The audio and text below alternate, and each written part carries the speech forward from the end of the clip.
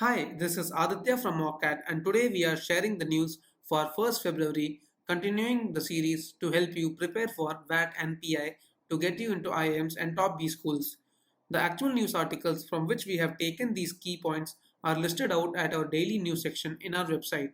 The link for our website is given below. Today's 5 news headlines are: Interim budget presented by Finance Minister today, FY24 divestment target cut to 30k crore, FY24 at 50k crore. US Fed keeps key rates steady at 23-year high mark, no rate cuts. 10 key achievements of the government in 10 years. Z Sony tussle, the test of arbitration law. Interim budget presented by Finance Minister today. Finance Minister Nirmala Sitharam said on February 1 that the new Sarvodaya Yojana would enable savings between Rs 15,000 and Rs 18,000 every year for every household through the free solar electricity from selling the surplus generation to distribution companies. She says India has pulled 25 crore people out of poverty in the past 10 years. The data is based on the National Multidimensional Poverty Index by Niti Aayog. This index uses the internationally acclaimed Alkire-Foster methodology. Revised estimates are being presented. Fiscal deficits comes in at 5.8%, a tad lower than the target of 5.9%. Fiscal deficit target for FY25 is set at 5.1%. At the 2021 United Nations Climate Change Conference in Glasgow, Prime Minister Modi announced that India would adhere to the so-called Panchamrit climate goals.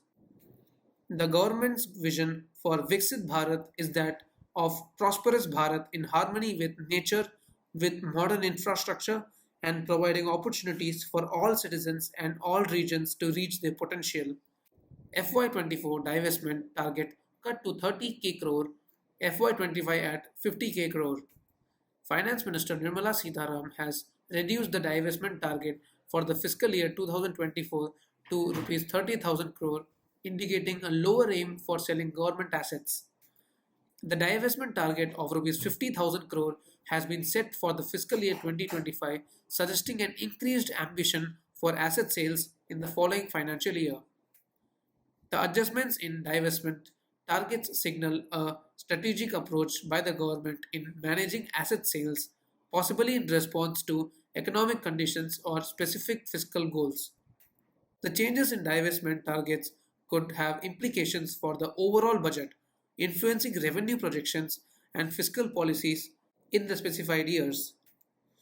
The adjustment in divestment targets reflects the government's economic strategy, indicating a balance between meeting fiscal objectives and adapting to the evolving economic landscape.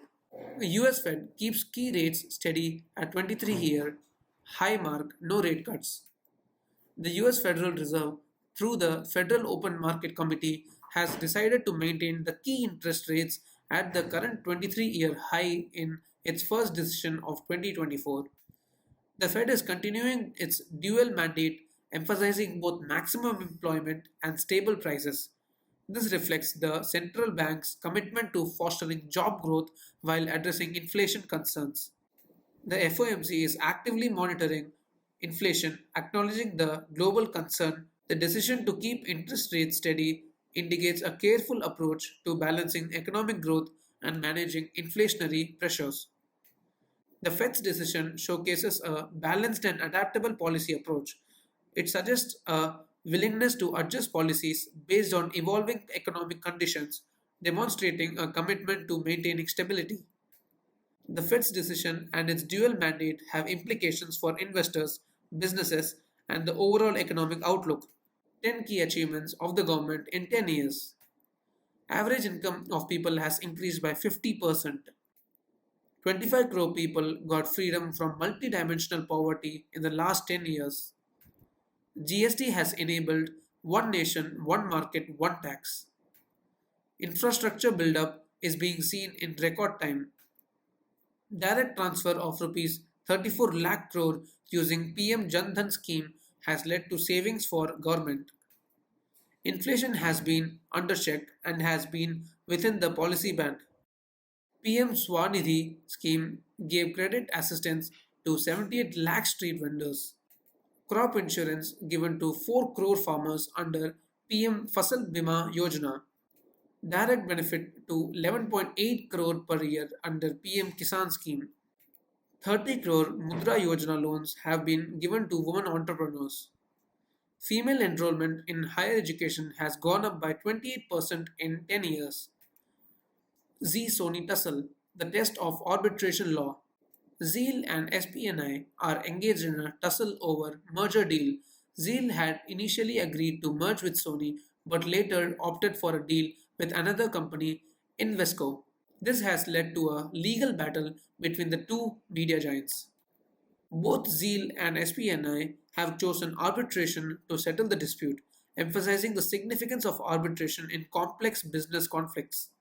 Invesco, a major shareholder in Zeal, has played a crucial role in the dispute. Invesco attempted to gain control of Zeal and has become a central figure in the legal proceedings. There are concerns about the potential delay in the resolution of the dispute due to the arbitration process. The Zeal SPNI dispute is considered a test case for India's arbitration law with potential implications for the legal landscape, particularly in the context of intricate business dealings within the media and entertainment sector. We will be putting up more videos for colleges with various percentiles, VAT, and personal interviews, B school deadlines, and much more content on our YouTube channel. So stay tuned and subscribe to our channel and click the bell icon to receive notifications. Do like the video if you found it helpful. Thank you and good luck.